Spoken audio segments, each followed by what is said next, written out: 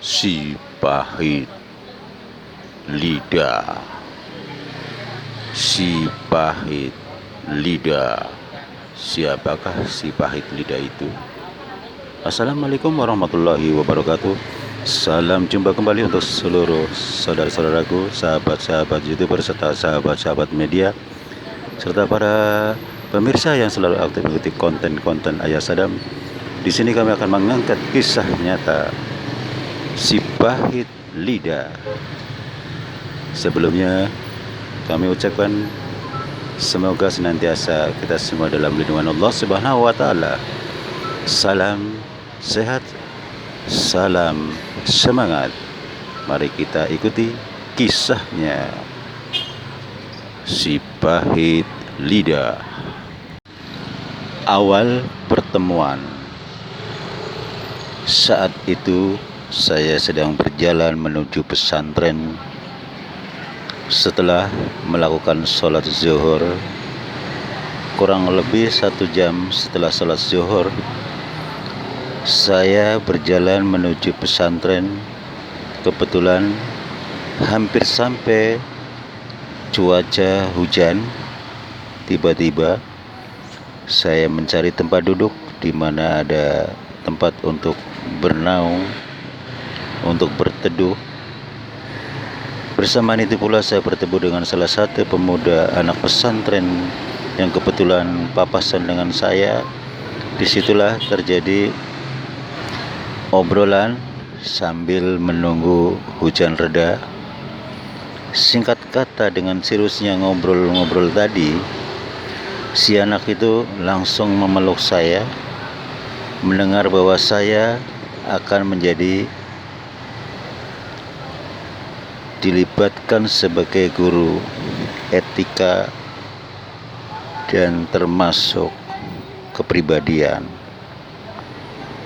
Gak lama kemudian, tiba-tiba hujan masih belum terang juga. Angin bertiup dari seluruh penjuru besar sekali. Saya langsung berdiri, saya langsung berdoa. Saya arahkan dengan tangan saya. Angin itu tiba-tiba reda. Kemudian si anak pesantren tadi memandangi saya seakan ingin menyapa. Tiba-tiba dia bertanya, "Pak, mohon maaf, apa yang sebenarnya terjadi, Pak? Tadi angin kencang sekali, Pak. Tapi tiba-tiba begitu Bapak mengarahkan tangan ke suatu titik, angin itu lenyap, langsung normal seperti biasanya. Kalau boleh saya tahu, Pak, apa sih kelebihan Bapak? Hanya dengan gerakan tangan angin itu langsung berhenti," kata si anak itu. Lantas saya menjawab, "Dek, sebagai anak pesantren pasti akan tahu. Bacalah Al-Quran beserta artinya. Pintu hati kamu akan terbuka lebar. Akan terjawab apa yang saya maksud." Kemudian si anak pesantren itu langsung mengangguk-angguk. Dia mengucapkan, "Terima kasih, Pak, atas pengalaman yang baru saja Bapak lakukan. Saya jadi menambah pengetahuan." Gak lama kemudian sedang ngobrol, ada gerombolan pemuda kurang lebih 7 orang datang ke tempat di mana kami berdua sedang berteduh. Lantas si anak itu bertanya dengan saya, "Pak, siapa pemuda itu? Kurang lebih 7 orang. Kayaknya tidak bersahabat, Pak." Terus saya jawab, "Nah, gak usah khawatir. Yang penting kita tidak berbuat apa-apa. Biarlah mereka kemari. Mungkin mau ikut berteduh karena masih hujan." Saya katakan demikian. Si anak pesantren itu ketakutan, terus berpegangan saya sambil duduk, sambil memperhatikan 7 orang yang datang tadi. Nggak lama kemudian mereka berbisik-bisik. Nggak lama kemudian salah satu pemuda itu menghampiri saya. Si anak pesantren itu makin ketakutan. Lantas tiba-tiba salah satu gerombolan itu bertanya dengan saya, "Pak, Bapak di sini harus bayar. Ini bukan tempat gratis," kata si pemuda itu. Lantas saya menjawab, "Nah, ini tempat umum, Nak. Siapapun boleh duduk di sini. Kalau kalian mau duduk silakan, kita sama-sama." Saya katakan demikian. Yang satu nyeletuk, "Enak saja, nggak ada barang gratis."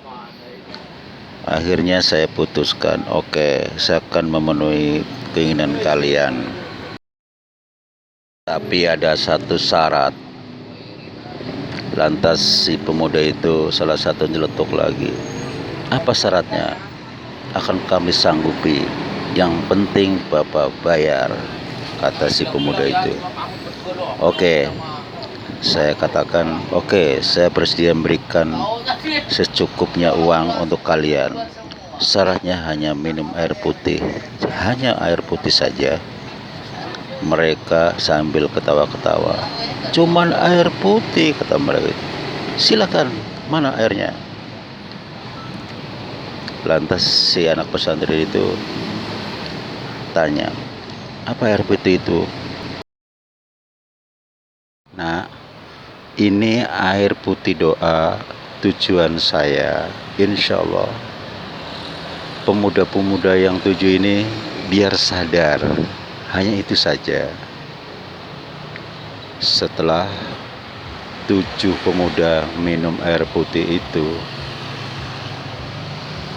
mereka semuanya tiada daya seperti orang mabok. Gak lama kemudian si anak itu bertanya, "Pak, kok orang-orang pada begitu, Pak? Kayak seperti mabok." Saya menjawab, "Nah, lihat saja nanti. Itu hanya sementara." Gak lama kemudian si bapak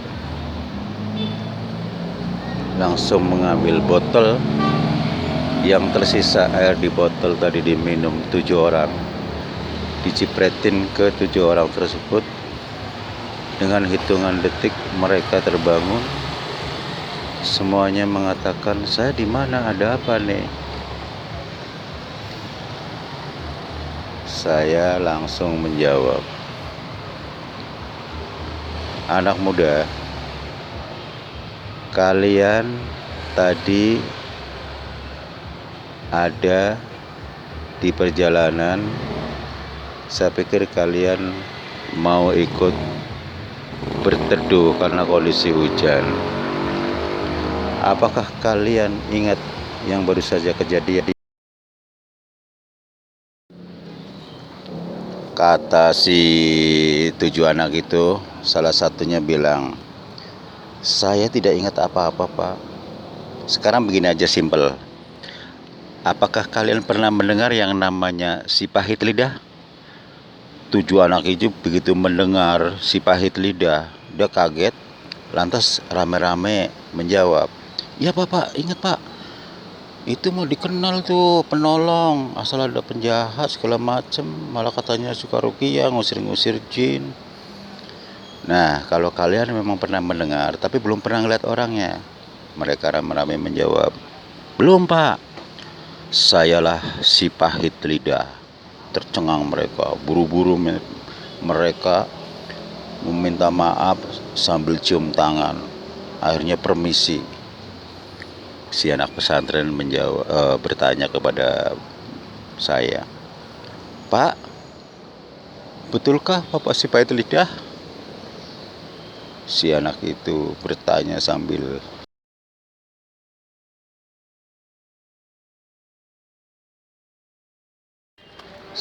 mewek, menangis, memeluk saya erat-erat, sambil kayak mau menangis. Saya bertanya, "Kenapa Nak?" Lantas saja, "Saya mencari-cari Nak, Bapak. kenapa?" Mana-mana "Saya juga gak sering ketemu. mendengarkan riwayat Bapak, sering nolong Ada orang." apa Nak?" Saya tanya begitu. Saya dapat amanah dari mana-mana almarhum susah. bapak saya. Ternyata bapaklah orangnya. Sebelum meninggal memberikan amanah, Si anak ini carilah si pahit lidah. Tapi baru kali ini saya ketemu. Saya senang banget, Pak. Saya bertanya kembali, Nak, sebetulnya Bapak namanya siapa? Bapak kamu? Namanya Subahi. Subhanallah, Pak Subahi itu teman baik saya, Nak.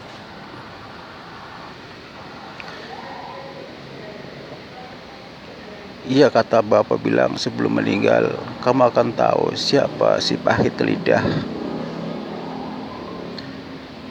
Nah, saya katakan gitu. Nanti kita bicarakan di rumah.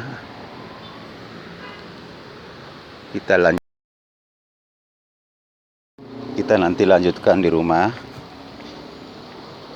Banyak yang saya jelaskan pada kamu, Nak. Siapa si pahit lidah? Si anak itu nggak sabar. Saya tolong pas mengucapkan berlangsungkawa ya, Nak. Namanya si Innalillahi wa inna ilaihi Padahal Bapak kan raji'un. orang baik. Lantas Tapi si kalimatnya anak kok ini nggak sesuai. berbicara. Saya Pak, sambil kalau boleh tahu, tersenyum, Pak, saya kenapa ngelus Bapak kepala sebutan dia. dengan si pahit Nah, lidah? Memang, lantas saya menjawab dengan simpel. Si pahit lidah, Nah, kalimat itu si pahit lidah, hanya ungkapan. lidah itu pahit. Kalau nggak disetir dengan Kalau hati yang baik, orang yang memiliki ilmu mengucapkan tutur kata yang tidak baik. Singkat Kalau saja kita ya, kembali Dek, masalah nanti kita keilmuan. lanjutkan di rumah. Orang yang Kata memiliki si ilmu pahit si lidah, pahit lidah, yang hatinya kotor. Orang yang memiliki ilmu si pahit lidah, hatinya kotor, akan dimanfaatkan untuk kejahatan. Akan tetapi sebaliknya, bila yang memiliki ilmu si pahit lidah, hatinya baik, bisa menjaga hati, kebalikannya akan menolong sesama. Jadi tidak sembarangan ilmu si pahit lidah ditangani sembarangan orang. Demikianlah saudara-saudara, kisah nyata si pahit lidah. Semoga bermanfaat untuk kita semua, dapat ambil hikmahnya. Semoga bermanfaat. Wassalamualaikum warahmatullahi wabarakatuh.